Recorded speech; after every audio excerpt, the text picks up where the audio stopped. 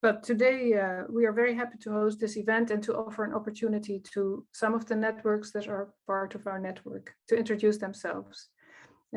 We believe that 1 + 1 is 3, and that knowing each other and sharing the collective wisdom, building collaborations, it will all increase our joint impact. So we're very happy to have a platform here for the 4 organizations that we want to present: the Arab Reform Initiatives Team for Environmental Policy and Activism, Regenerate Hub, Peace on Climate, and the Mesopotamian Water Forum. And each in their own way and in their own context, they work for a sustainable world. We're very pleased that they will tell us who they are and what they are doing to tackle climate change and other environmental challenges. We will give every network around 10 minutes to present itself. And we've also asked our guests to talk about ways in which their networks can be strengthened, or ways that they can support other organizations. If you want to ask questions to the guests, please, if you can keep them until after the presentations, that would be great. You can also already ask them in the chat box. So we will get to the questions after the 4 people have presented. So let's begin. And our first guest is 𝙤𝙤𝙬𝙬𝙬𝙬𝙬, if I pronounce that right, 𝙤𝙤. She's a program director at the Arab Reform Initiative, and she's leading the program Environmental Policy and Activism. And she is based in Lebanon. Go ahead, 𝙤𝙤. Yes, hi everyone. Thank you, Silva and Vanessa, for the opportunity to present our work. So I'm the program director of the Environmental Politics program at the Arab Reform Initiative. We are an independent activist think tank, and our headquarters is actually based in Paris, and we have offices in Beirut, as you can see, I'm in the dark, and as well as in Tunis. But we also have presence in different parts of the region, in Yemen, in Iraq, in Libya, in Syria, in Palestine, and other parts of the Arab region. So the main focus, if you want, of this environmental politics program was initially launched 1 year ago in June 2021 with our inaugural conference. And its main aim is to really create trans-regional networks across the region between different stakeholders, activists, researchers, policymakers, journalists, and media representatives, to put the environment at the forefront. So we initially named it, and intentionally named it, environmental politics, to actually understand how the different stakeholders interact with each other, who is responsible of the environmental issues in our parts of the region, and to really create these kinds of networks that we are talking about today. So the program has 4 different pillars. The first one is looking at local governance and who really, is responsible of the environment in the Arab region. Is it the Ministry of Environment? Is it the local governorates or municipalities? 2 is to look at different activists in the region and to understand how do they mobilize in Lebanon, in Egypt, in Iraq, and what are the levels of contestation across them? How do they create networks and mobilize with each other? 3 is to look at local initiatives, whether also in different parts of the region, but how municipalities address solid waste management crisis. I mean, we are living in a very hard solid waste crisis in Lebanon. How do municipalities work with local populations? And we want to hear these voices, the local populations. 4 is looking at the war and impact of the conflict and armed conflict in Yemen and other parts of the region, and how does it affect the environment? So how are we going to go around? What are the main objectives of this program? 1 is to create this community of practice. And by community of practice is what brings us together. What are the common areas? Whether we are so different in the region, we do have commonalities. Yes, we are, different parts of us are still in armed conflicts. We tend to look at the environment in a very technical way. It's always the engineers and the lawyers who are addressing the environment, but we want to look at the politics, the social scientists. What do they think about it? So One is, so going back to today's discussion, is why are we creating a network?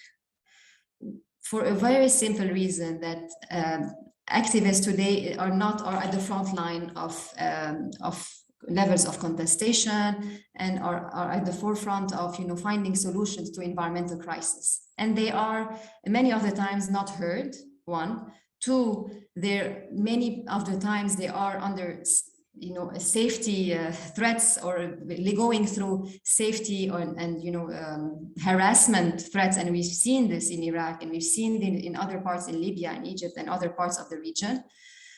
Three, we want to create this kind of network where people feel or activists feel at ease to communicate, exchange knowledge, which is very hard to find in this region. It's always an issue to find and collect data, and credible data. So we want to create a platform where activists can share knowledge, use each other and lessons learned from across the region, and how can they really be not marginalized, if we can say, and feel that they are part of this independent network. So by creating networks, you create movements, and we've seen this in other parts as well. In Egypt, for example, there's a huge plastic ban, single use of plastic ban movements, and this is how other activists are mobilizing and supporting each other. So what does our network what can our network offer? It offers a platform to create voices, but it also it's a platform to also create knowledge. And this is very important. We've had series of, 𝙤𝙚𝙬𝙬𝙬 pieces written either by activists or researchers, around 2,000, 2,400. And we make sure that they are translated into Arabic and largely disseminated, even in French, because of North Africa, largely disseminated to the region and to our network. And so just to end as well as why is it important to have a network? I mean, we look at universities. I always like to give comparison with universities, and specifically Northern American universities. They keep on, if you graduated from a university, you're part of this alumni network, and you're constantly bombarded with newsletters, and you're part of this community where you belong. And this is what we want to create. We want to create a belonging to a community where you belong to it, but as well as you contribute to it by knowledge, by sharing, of course, information, but also publishing and being a voice in the region. And so going up to our program, and we're this year, and every year we organize this annual conference, and this year's conference or theme will be about just transition. So we're bringing together around 17 to 20 scholars and activists to spend time together to tackle the intersectionality between what does it mean just transition in the region at the moment, knowing that Egypt and UAE will be hosting the 2 conference of parties under the climate change agreement in the next 2 years. And so the intersectionality between food injustices or water injustices, food sovereignty that we are living at the moment in the region. And we've seen this in Egypt because of the subsidies and the war on Ukraine. So we want to tackle these different issues on the intersectionality between war, I mean, not just war, but water injustice, food sovereignty and food security, waste management, and of course, energy transition. And what does it mean to have a just energy transition, not just in the MENA that we tend to also talk about, but also to the Gulf countries. So I'll end on that note and have a good discussion at the end. Thank you so much again. Thank you, Sarine. That was very clear and interesting. Yeah, I think we just move on to the next speaker, and we see what we take from all of your contributions after that. So our next guest is 𝙤𝙚𝙬𝙬𝙬𝙬 𝙤𝙬𝙬𝙬𝙬. She's also from Lebanon, also based in Lebanon. She is the founder and director of Recycle Lebanon, and she recently launched a platform called Regenerate Hub, which is a beautiful platform that you should all look up after this meeting. 𝙤𝙤𝙬𝙬𝙬, go ahead and see, maybe introduce the video that you want to show. Or Thank you for this opportunity and wonderful initiative. Again, I'm 𝙈𝙚𝙚𝙩𝙬 and founded this NGO in 2015 to tackle a catalyzation for a circular economy. So I'd like to present to you a video about our platform Regenerate Hub, the challenges and opportunities that this platform presents. In 2015, the glaring flaws in Lebanon's national waste management strategy came to a head. The closure of the Naameh landfill, leaving the capital city of Beirut without waste disposal services. Protests swelled against the government's negligence, with protesters connecting issues of waste management to larger issues of governance, legacies of post-war policymaking, and social and ecological harm. While waste was a catalyst of change, there's also growing awareness of the connections between the sectors that meet our basic social and environmental needs. Our coastal and inland landfills are polluting our waterways, degrading marine life, and creating toxicity in our soil, while leaching radioactive and medical waste.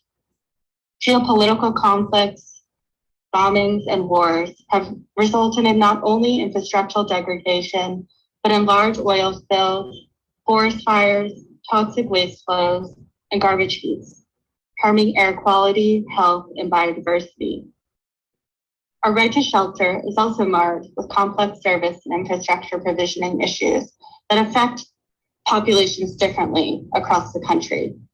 With no potable water and lacking suitable wastewater treatment, water tanks must be procured for homes and businesses, with electricity outages requiring private generator payments, electricity siphoning, or potentially solar installation. Interrelations of our resources and practices present both grave consequences for human and non-human well-being, as well as potential sites of innovation for social and environmental justice. This is where the idea for Regenerate Hub sprouted. Regenerate Hub formed in response to the siloed access to resources and information across our interconnected sectors and challenges. The waste crisis of 2015, followed by the 2019 𝙤𝙚𝙚𝙬 and the 2020 Beirut blast, moved these crippling interdependencies to the forefront of our national consciousness, catalyzing widespread action from various corners of society to tackle the roots of our degenerating state. Lebanon has incredible solutions, initiatives, and successful pilot projects working towards sustainable development. However, these alternatives and the information about them need to be accessible in order for people to continue to further innovation and to drive behavioral change.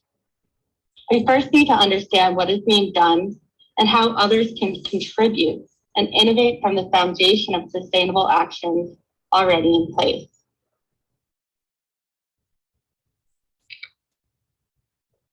Regenerate Hub is a circular economy platform to strengthen nature-based solutions.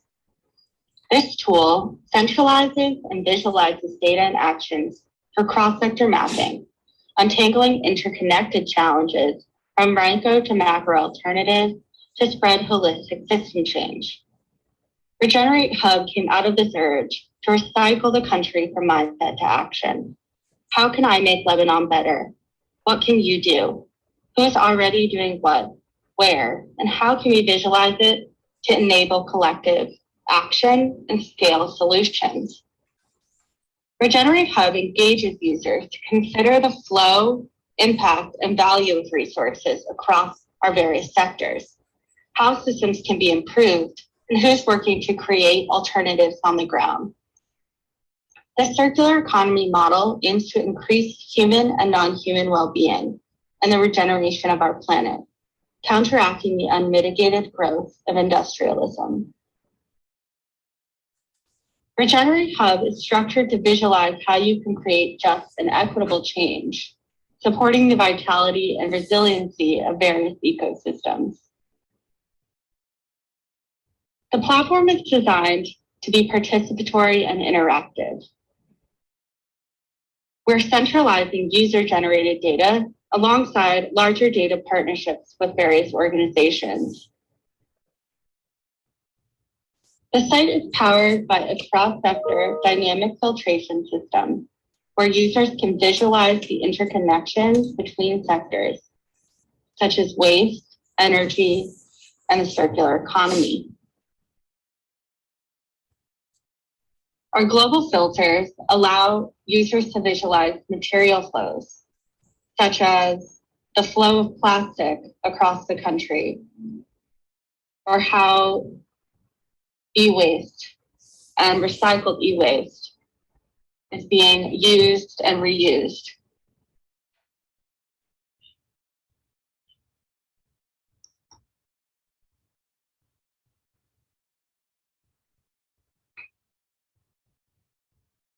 Our filtration system also has calls to action, which allow users to quickly see what initiatives might be accepting donations or need funding or volunteering from various citizen populations.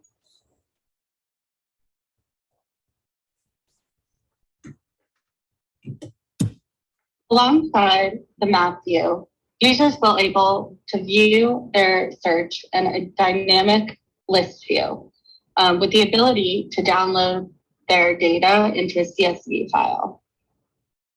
Additionally, users will be able to contribute, edit, validate, save, and share resources through our data entry process.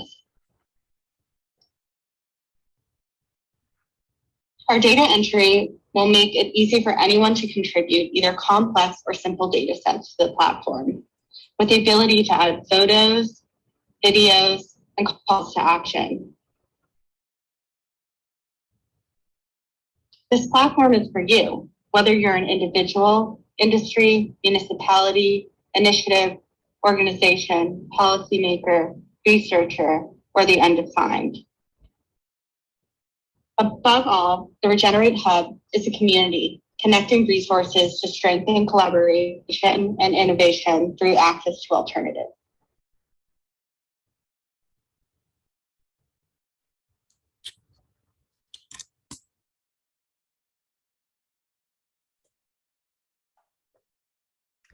Justin, do you want to add anything to that?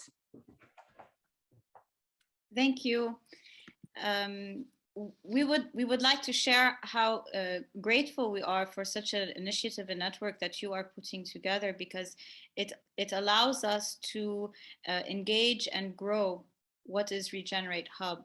As we are learning all together here, our problem doesn't stem only in Lebanon, but it's across territories, because we are living in a very linear system. And for us to strengthen a circular economy, we must see what is the story connecting across regions.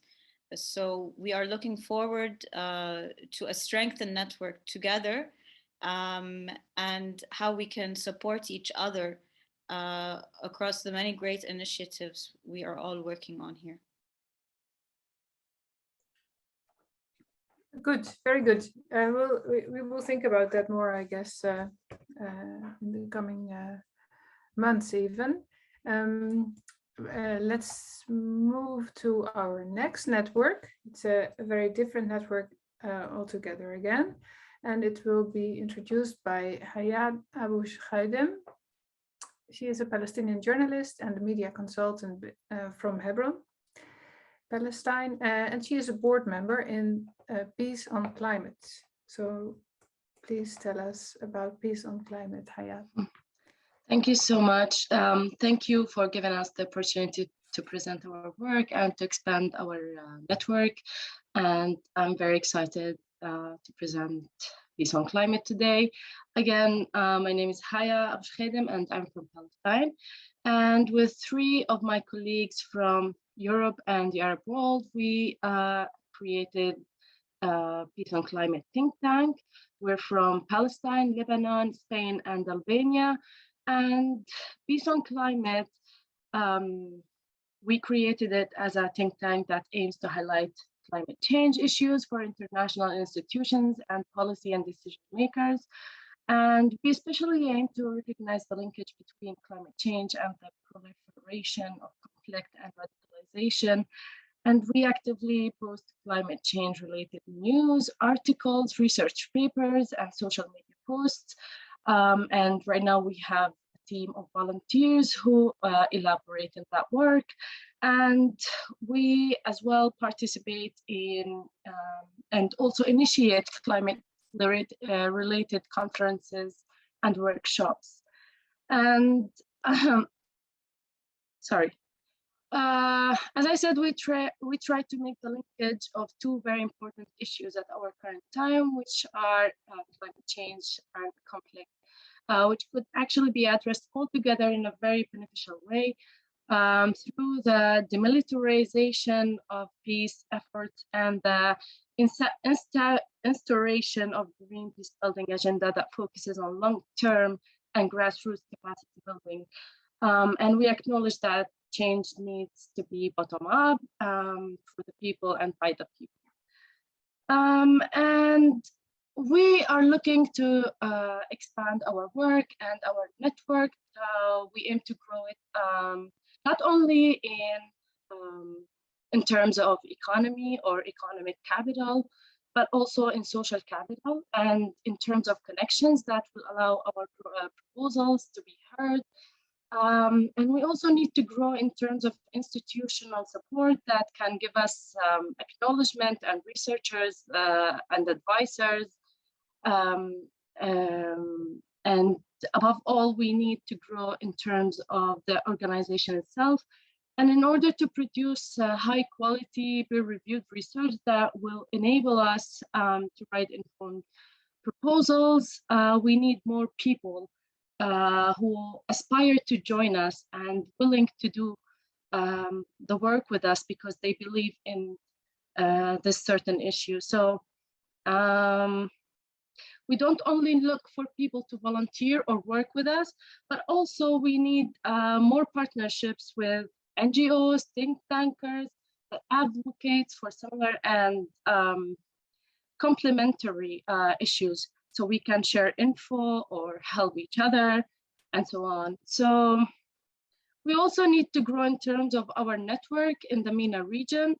We want to get in touch with local civil society organizations whose voices we can amplify and who can help us also provide data or research, and we can, publish each other's work and help spread our messages through a wider audience.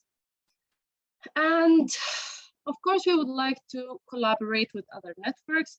We're looking to collaborate or elaborate with NGOs of common content, common research papers, common series of podcasts, videos, or common conferences.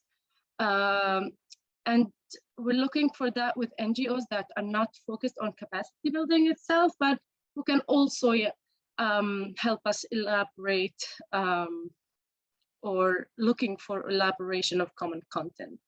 And for local civil society organizations focused more on groundwork, we're looking for amplifying their work through our content, research, and exchange of sharing testimonies or data.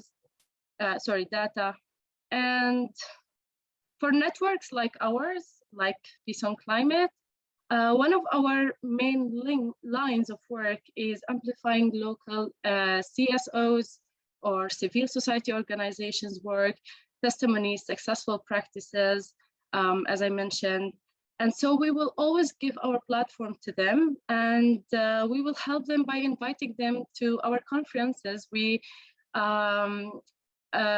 are currently working on organizing series of conferences. We already have conducted or held one a week ago, and we are going to continue to hold more conferences. And also we will be posting their work and we'll give them the opportunity to collaborate with us on writing or creating audio or visual content about their work. So yeah, so we're looking forward to meet more networks and make the connections with them. Thank you. Thank you, Haya. Nice to meet you. Nice to meet you. And yeah, that brings us to the fourth network, the fourth collaboration, which is another type of structure again, and that will be introduced by Ismail Daoud, the Mesopotamian Water Forum. And Ismail is a board member and a co-founder of Save the Tigris Foundation, and he's been very involved in leading the Mesopotamian Water Forum. So Ismail. Thanks a lot for the introduction. Good afternoon, everyone. I'm happy to be with you, and thanks a lot for all the effort that you have put together this nice event and making it possible to meet also with other networks. I will start in a quick presentation with 3 minutes, then I will have some comments later on. This presentation will help you to understand what is the Mesopotamian Water Forum and what is set for and what happened before we meet here.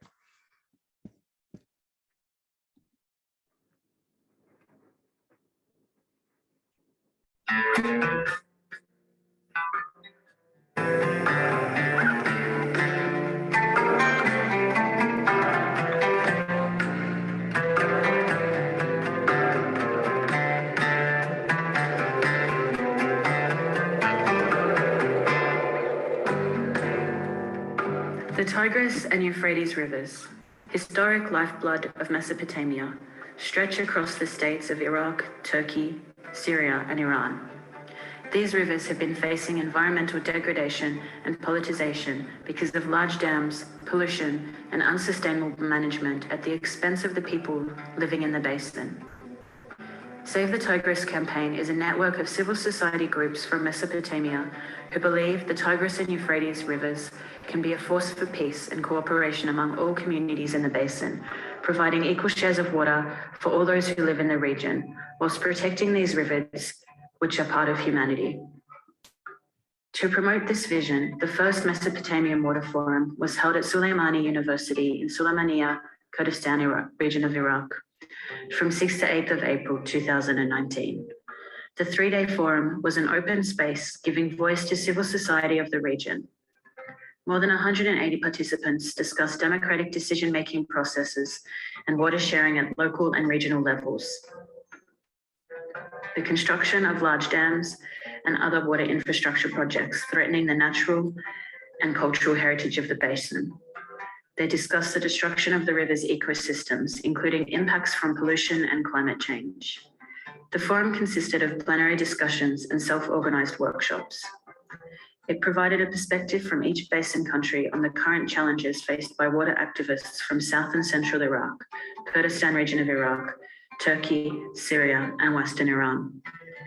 Water activists from other countries in the Middle East and North Africa, such as Jordan, Lebanon, and Sudan, shared their experience on the work they have been doing opposing dams and peace building with local communities, while activists from as far away as Russia, Chile, USA, UK, and Italy attended the forum to share ideas and express solidarity. To facilitate the exchange, the forum was held in 5 languages: Arabic, Turkish, Farsi, Kurdish, and English. The event was followed by an excursion by the participants to the 𝙘𝙤𝙢𝙢𝙢 Dam, which is the largest dam in the Kurdistan region, where they met the dam manager. The Mesopotamian Water Forum denounces the negative impact of dams and other water infrastructures on social structures, river ecosystems, and cultural heritage. The forum critiqued the use of dams as weapons of war and human rights abuses against downstream communities. Save the Tigris believes the preservation and equal sharing of the Tigris-Euphrates rivers requires cooperation across Mesopotamia and on global levels. The first Mesopotamian Water Forum was a great opportunity to promote these transboundary coalitions of civil society across the Tigris-Euphrates basin.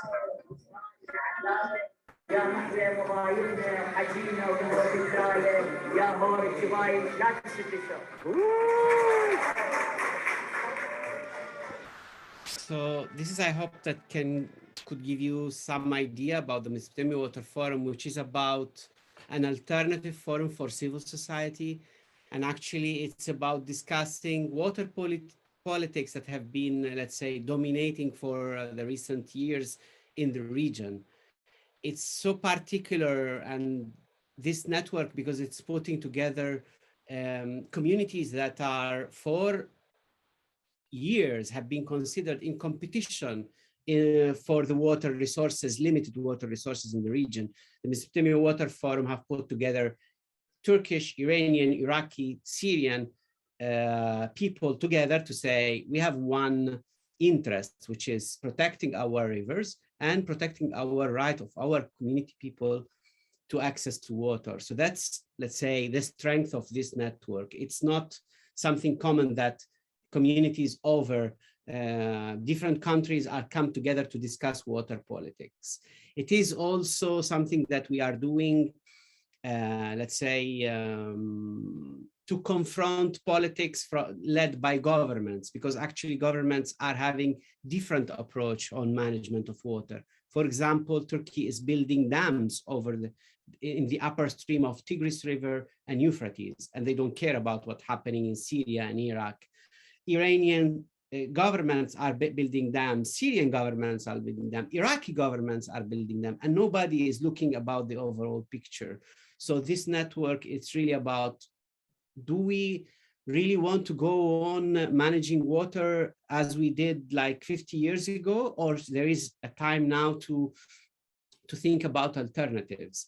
And it's about sustainable peace, it's about considering climate change, it's about participation of communities, it's about environmental impact of old politics, including mega dams, which for the moment have been also seen from many decision makers as a solutions. For us, this is a problem if you don't consider their impact on environment, on communities. And we are talking about specific region. Of course, we are trying to grow in the region because we expect that climate change and the politics that have been done, so dam constructions in the last, let's say, 50 to 70 years, will have a very bad impact, and we are starting to see it. I mean, the countries that are, there are rivers that have been, forgotten. They have been totally destroyed. They are death rivers. They exist only in history. I'm talking about Syria, I'm talking about Iraq, I'm talking about Iran. So of course there is a need for us to grow in the region to speak about the politics over water resources and how communities can collaborate and how rivers can be maybe a reason for these countries to build a long-term sustainable peace and policies that respect the environment and consider climate change. We think that we can collaborate with other networks, particularly because of our work dedicated on water since 2011. We have reports that shows that relation between dams and the destruction of environment. We have, for example, reports that are speaking about evaporation from artificial lakes and big dams. We are arguing that what have been seen for years as a clean energy, the hydropower, is not necessarily a clean energy if it's not considering impact on environment, impact on, and then on communities. We think this can be our strengthening point, and we can help other networks and learn from other networks. I've seen a lot in interesting also presentations. I thank my colleagues that have been presenting before me. For example, some of them are focusing on recycling, and this is a problem because the discharge on water and on rivers is a huge problem. So recycling should also consider water, for example. And this is something maybe we can learn from our colleagues who are doing this work. And for example, also the climate change or making politics about considering climate change. This is really important. We can learn also from them. I think it's time to be together. What we have learned from this experience, let's say, we did the first forum in 2019, and in 2020, because there was the pandemic, we did an online forum actually. So we have 2 editions, and we are planning to have the future one in 2023, hopefully in Iraq, in South Iraq. We want to be in a part of bigger networks that are doing similar work. So climate change, water, protecting environment, and impact of old politics, what we call it old politics of water management, should be discussed by actors as such yourself and our network. So thank you. I think I have spent the 10 minutes.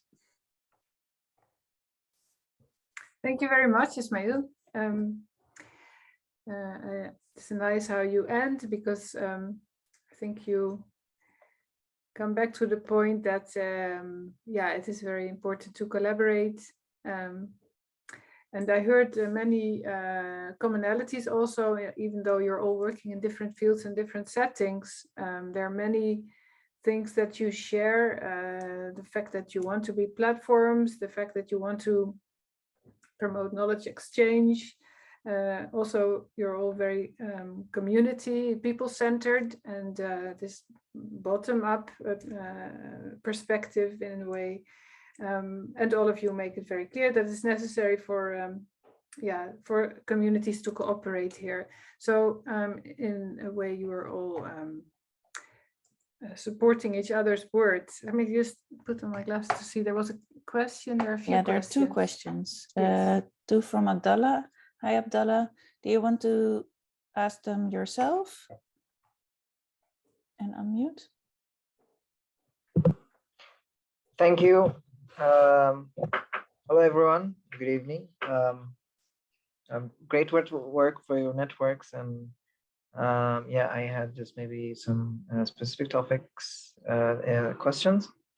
And hello, Sarin. We talked to before, and the workshop you talked about the just transition caught my attention, because I work, first of all, my name is Abdullah Shamali, and I'm a program manager on climate and energy with the 𝙘𝙤𝙢𝙢𝙢𝙬𝙧𝙬𝙬, the regional project for climate and energy. And yeah, we work in Jordan for also like just transition dialogue with trade unions. And I'm interested to know more about the workshop that you do, and like the goal, and or like who was the participant, and maybe yeah, just see if we can maybe collaborate on that topic, or you invite us to this workshop if it's virtual, or and just to be part of it. And I personally, of course, would be happy to attend and join this discussion. So this is a question to you. I don't know if you want me, Vanessa, to ask and then wait for an answer, or to ask all my questions and then Yeah, wait. maybe ask all your questions, and then Okay. we'll give the floor to the people. Yeah, Okay. thank you. So this is my question to Sarin, and my question to Ismail. There is this topic of green hydrogen that has been now like a hot topic almost with this new technology, the upcoming future of energy, which is to use electricity from various sources and to split water into hydrogen and oxygen, and then use the hydrogen for energy. And this is mainly a European-led initiatives to produce this hydrogen from the MENA region and maybe export it to Europe for later use. But I just want to know if such topics have you encountered, because there could be a lot of work that is essential, and I think as your network is really great. Maybe start of this dialogue is that water is scarce in this region, and it must not affect the rights of the people in this living there on behalf of other countries, and then it has to be sourced in a responsible way, to be just for all parts of the equation. So I'm just also, my question is like this topic of green hydrogen and water related issues has been touched in your network. And maybe I would have a question to Haya I know there's a network of the CAN Arab World, Climate Action Network Arab World, a network of organizations working in climate action. And I want to know is if you're already part of them, and also specifically if you have plans or What is your vision to be impactful on youth, specifically like through your work? And I don't want to take too much time asking questions, but this is, yeah, this is me. Thank you, Abdallah. So the first question was to 𝙤𝙤. 𝙤𝙤, can you elaborate a little bit more on your Just Transition conference? Yes, of course. Thank you, Abdallah, and it's always great to see you and touch base again. So the conference that we're planning, it's an annual conference that we do, and this year it will be in person actually, but it will have the format of a hybrid because we do understand it's not always easy to travel. And I mean, the Just Transition is not a new concept. It's been since the 70s. And the main aim of this conference and why we decided it for it to be around just transition is to go beyond, I mean, to really understand the intersectionality. And we cannot think of labor without thinking about, thinking of the environment without looking at, social and economical issues putting aside. It really is integrated to each other.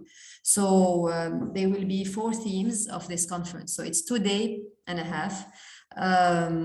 on energy transition in GCC and in the MENA, if we can say, water injustice, food sovereignty and food insecurity.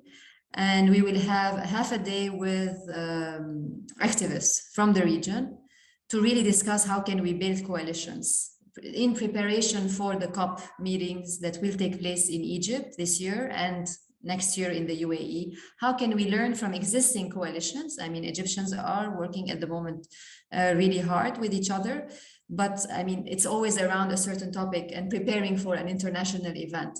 But we want to think beyond just international events and, and also, but really to think of a local, homegrown regional network that we want to create. So, I mean, of course, we'd love to have you, Abdallah, if you want to come to Beirut, that will be our pleasure. And of course, this is an open invitation to everyone on this network to follow what we're doing. And we're not, building ownership of this network. Again, this is not our 𝙈𝙚𝙚𝙩 network, but we are providing the platform. And we can be very creative of how we can use this trans-regional networks in the region. And it's really an open discussion that we will have with a lot of social scientists, activists, a lot of activists from the region. And at the end, we will produce an essay like we do every year. And it will be bilingual and we can disseminate it to a larger audience. So, I mean, we will be definitely in touch, whoever wants to reach out. I'm more than happy to share the agenda or, yeah. Thank you. Thank you, 𝙤𝙤. And the next question from Abdallah was to Ismail. Yes, Abdallah, thanks a lot for the question.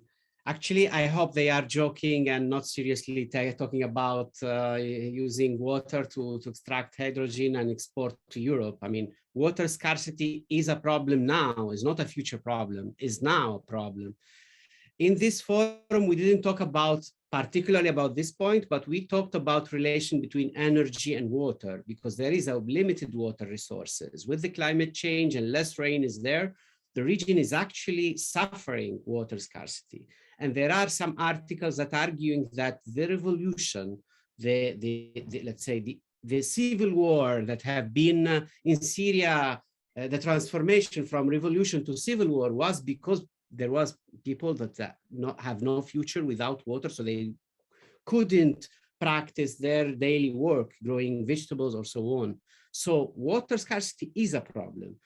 And it's for us a bit frustrating to see governments and politicians, but also mainly the actors in economical, let's say, and big multinational companies are not taking care about it.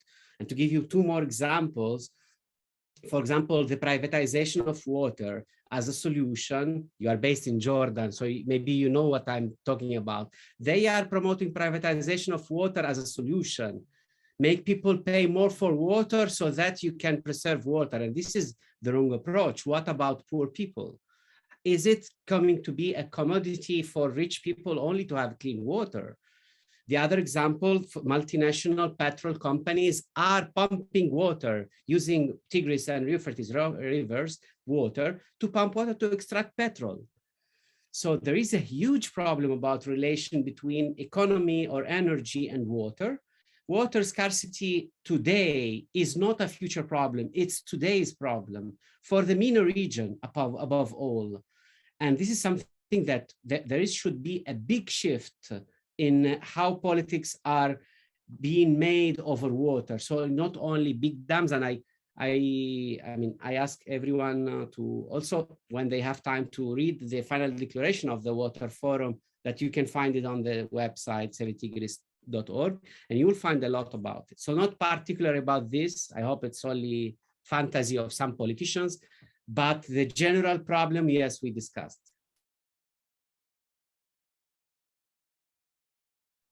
Thank you, Ismail. And then the last question or remark was to Haya. You want to respond? Yes, thank you, Abdullah, for your question.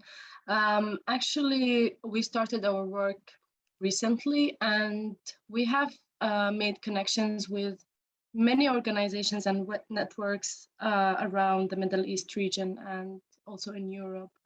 But we haven't, unfortunately, made connection with CAN, the climate network, the climate change network in the Arab world.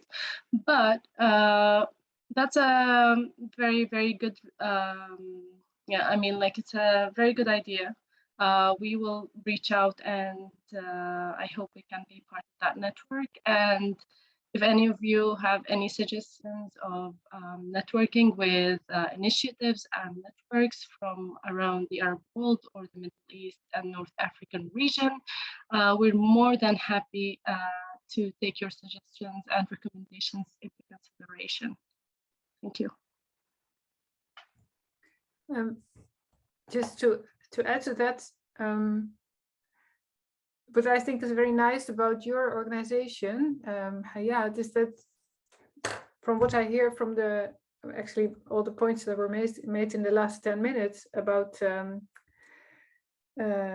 solutions for climate and environment progress that are also just for the local populations, and that how important it is that your declarations and essays, that they are put together, first of all, but then also that they are communicated and read really by the international organizations and governments that are going to take decisions that affect the local communities. I think what is nice about your organization is that you have people from Europe and the Middle East and the Arab world, so you can be that bridge also, because yes, it's so crucial that that message comes through. Yes, because the messages are very well formulated and thought about by local experts, but then if nobody pays attention to them, that would be a pity. And that also connects a little bit to the question that Ghaloud just mentioned. Ghaloud, do you want to discuss this with somebody in particular, or do you want to just post it here? I don't see Ghaloud. There you are.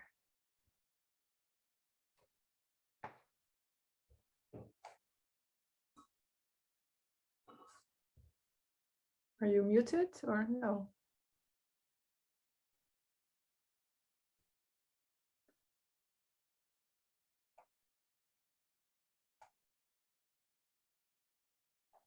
Can you unmute yourself, Ghaloud? Because I think your question connects also to this topic somehow. Otherwise, if we don't hear you, maybe one of the speakers wants to reply to this.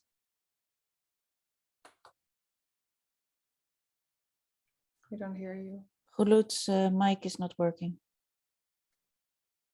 Let me just read the question. What are the ancestral resistant practices held by peasants through droughts and war crisis that you should share with us in your countries? It relates to water, energy, and resources, and to sovereignty, food sovereignty in the south. We speak about the Arab world here, North Africa. And can ancestral local practices help us through this new war held in the north, but which affects the south? So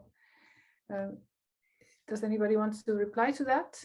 Maybe only in part to say, of course, this, I mean, water scarcity for communities, most of them have been suffering of this problem. Most of them have been displaced, so they unfortunately leave their traditional land and traditional way of living. However, there are some good examples we are trying to work on, but I'm not saying that we have a solution.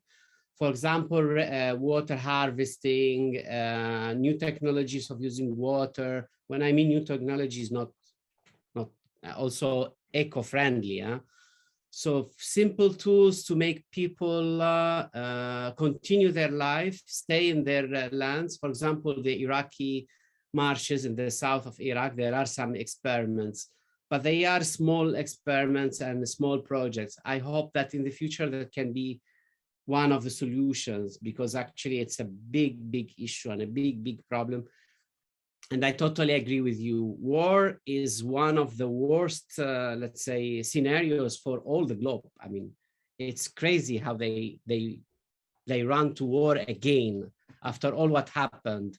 So this time in Europe, but doesn't change a lot. I mean, I know that there are, sometimes they compare between Iraqi, Syrians, these are Europe's, but for us, activists that are struggling for, the planet is like a dot. So for us, this is a war over the dot. The war on Iraq was a war over the dot. So for us, it's really consuming our planet, putting us all at risk. And of course, water resources are at risk, and they are using it. There are some water stations that have been targeted in Ukraine, dams that can be targeted, and this is really using water as a weapon. So. Hassan raised his hand. Yes, hi everyone. Hassan from DFAF. We're environmental consulting.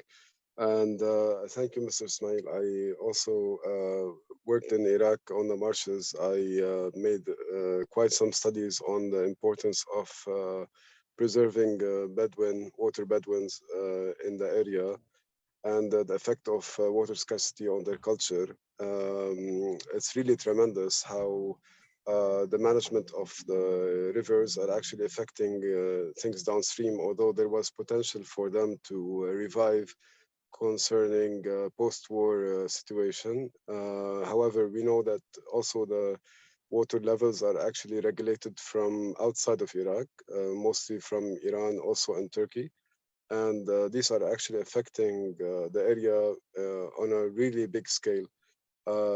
So I was kind of screening for solutions for adaptive management of the Bedouins to the situation of more scarcity.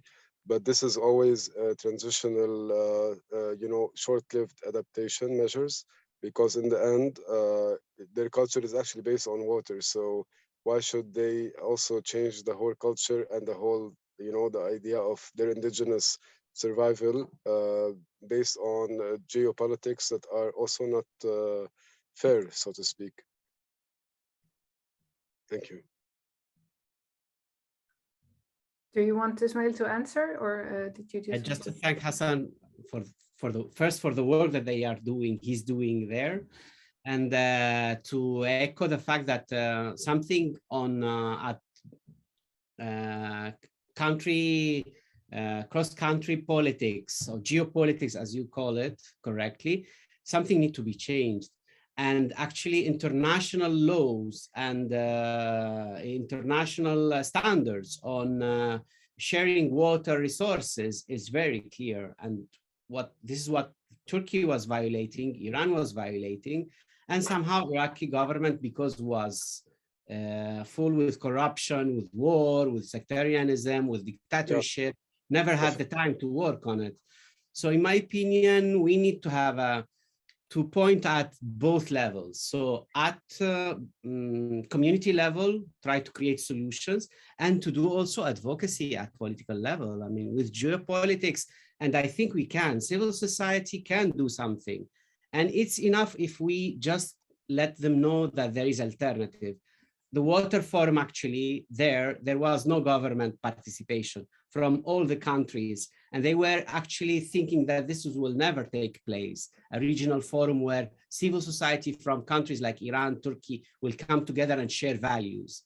So this is also our way to tell governments that actually civil society and communities can also be a solution, and they should target you about new era of politics, collaboration, peace, respect of water, conservation of water and rivers, which are our tradition. I mean, definitely.